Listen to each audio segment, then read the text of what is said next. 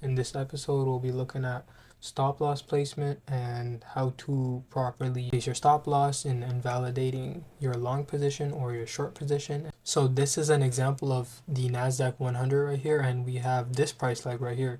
So we're generally told to place our stop losses under intermediate highs and intermediate lows. So in this case, stops are resting above here, here, and here.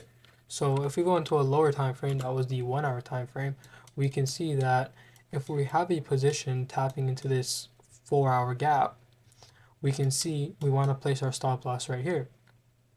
But of course, if the stop loss is too big, we have to look at intermediate lows and swing lows. So let's look at this on the smaller time frame. So let's say in today's price action, we had this move down, tapping into a 4 hour fair value gap, and we had a strong displacement up, and we had this inversion fair value gap right here. So let's say your entry model is something like this, and you enter off this inversion fair value gap. Where would you place the stop loss? We could have a risky stop loss, just covering the inversion, or we can have a conservative stop loss at the swing low right here. Both are valid. It depends on your RR and how much you want to risk. So let's say, for example, we had the inversion. We could target these highs and that becomes a 3R, or we can have a conservative stop loss and keep it at the swing low and it becomes a 1.6R.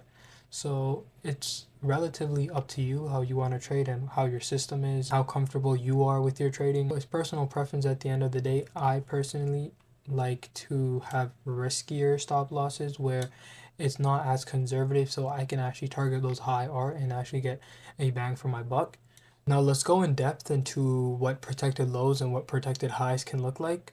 So let's dive in depth with this example and look at what protective lows and what protected highs look like and how you can tell if they're a good stop loss placement or they're not. So in this example right here, we can see the NASDAQ and NQ made an SMT, as the NASDAQ had a lower low and then a higher low, while the ES had a lower low in this price leg. So that is an SMT, and we can see price doesn't come back to this point, and this point right here would be a great stop loss placement. This would be a true invalidation, and we also have that 1 minute SysD right here at this point, which also creates a protected low, identifying that this low will not be ran through, and it could be a very valid place for a stop loss. So let's say, for example, your position was something like this. On this SSD, let's say you enter right here, your stop loss would go down here, and you can target these highs once again, which becomes a 1.8R or almost around a 2R, which is not bad and a perfect.